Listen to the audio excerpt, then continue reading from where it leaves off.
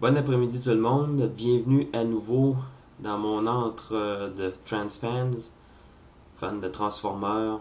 Je vous souhaite une bienvenue cordiale à cette revue Terradive. Pour commencer, certains commentaires sur ce jouet vont peut-être heurter la sensibilité de bien des gens. J'ai eu des bons commentaires sur ce robot-ci. J'ai vu des revues en anglais comme quoi que c'était un bon jouet, mais qui comportait sa dose de lacunes.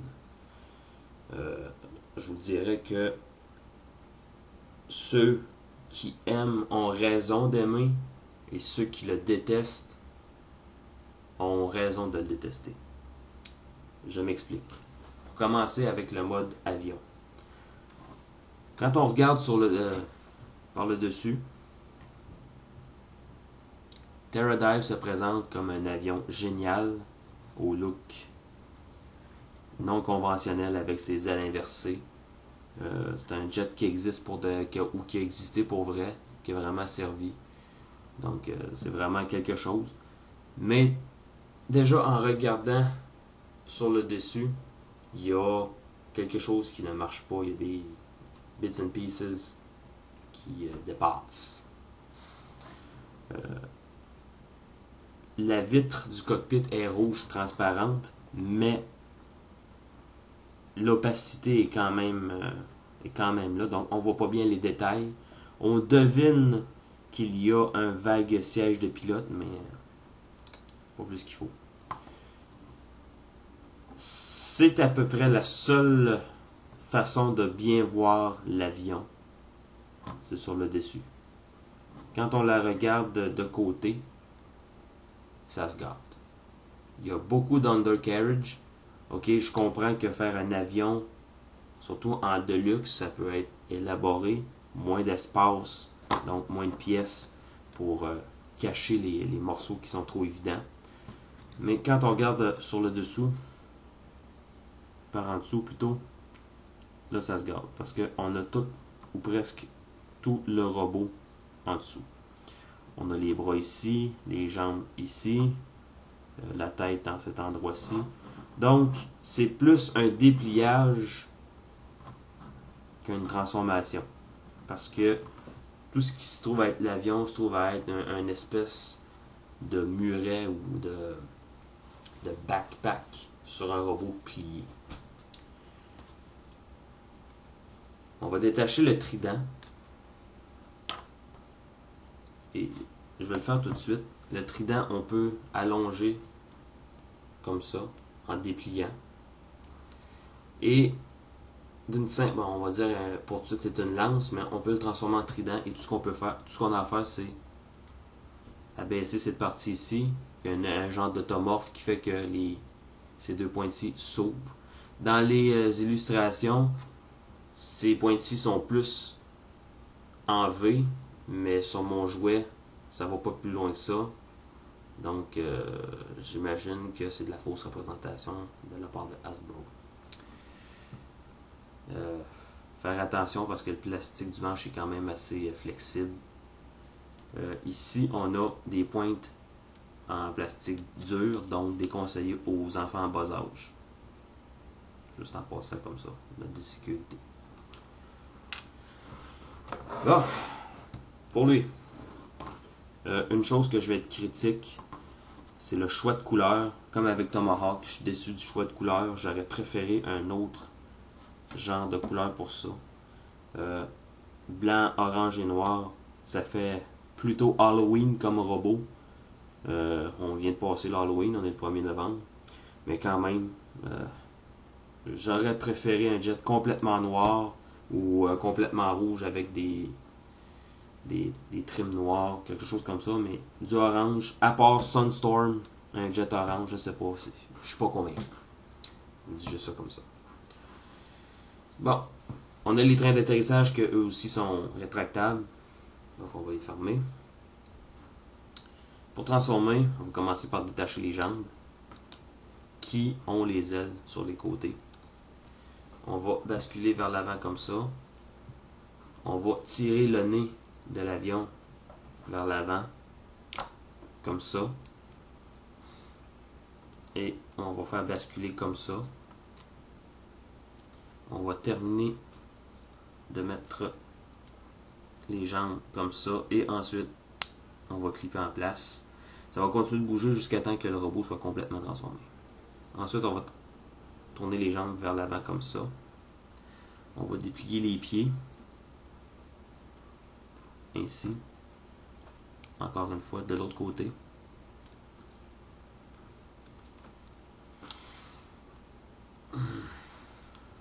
Et là, pour ce qui est de ces parties ici, on a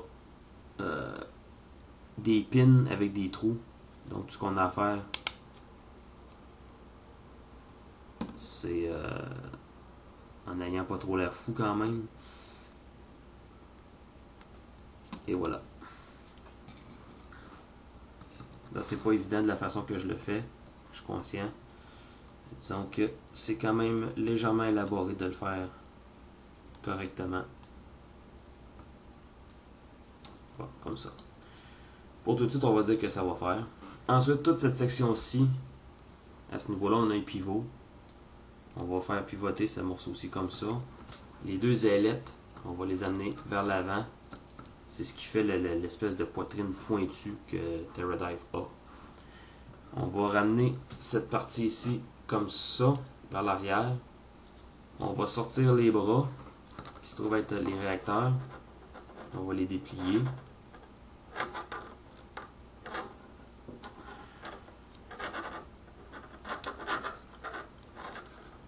Et voilà, j'ai un petit peu de misère.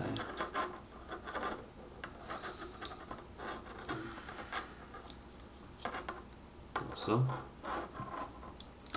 Ensuite, on va plier comme ça à 45 degrés et on va faire une rotation à 180 degrés comme ça. Et là, vous voyez, on a des pins de chaque côté ici, avec des encoches ici. Vous avez deviné qu'est-ce qu'on fait avec ça, hein?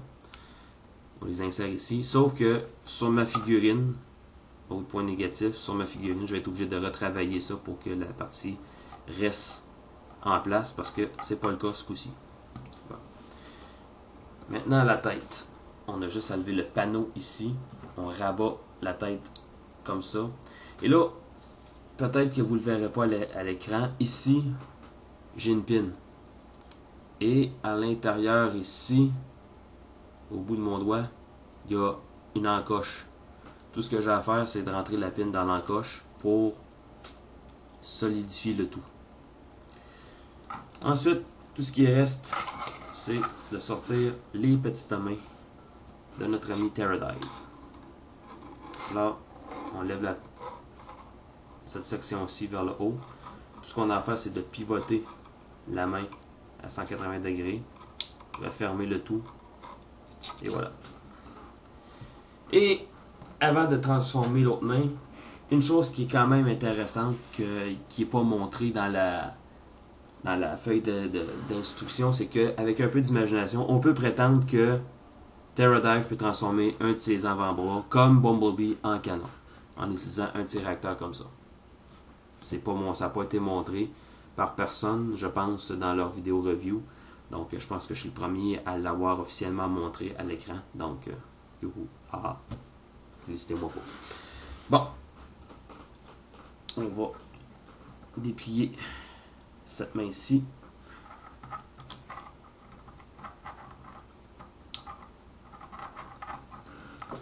Et voilà. Ça, c'est Terradive transformé en robot. On a le rangement pour le trident ici, si on veut quelque chose dans ce genre-là. Bon, ça a de l'air fou, mais bon. On peut également mettre par en bas si on veut. C'est selon vos goûts. Et on a la fameuse pose qu'on nous a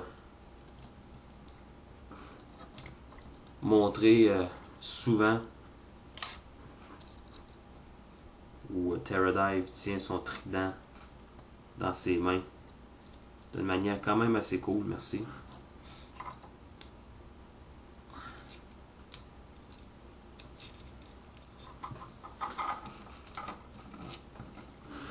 Et voilà.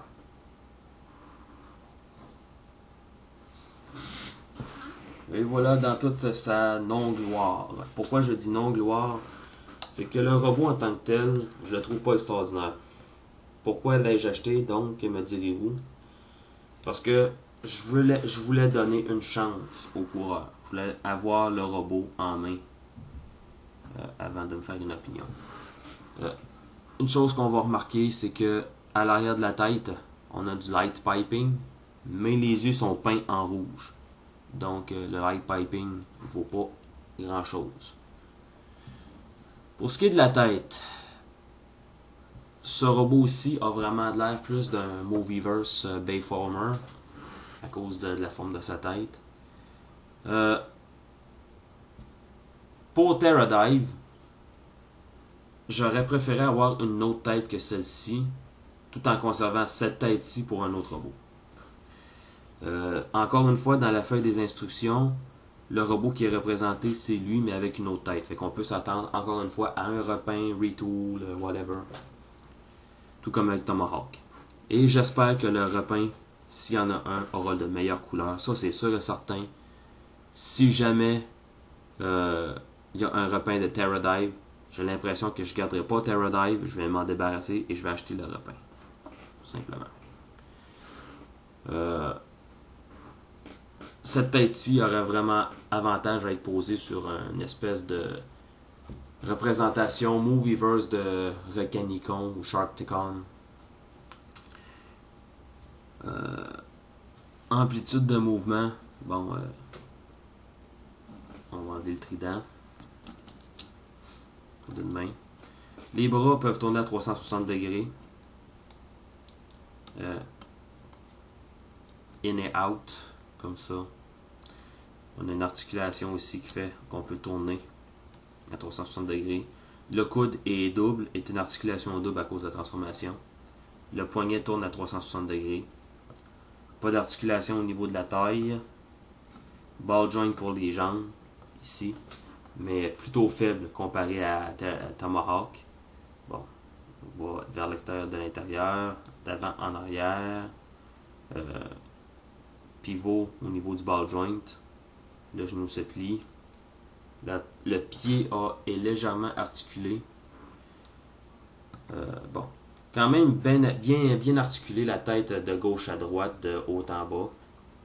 Donc, quand même bien articulé, là.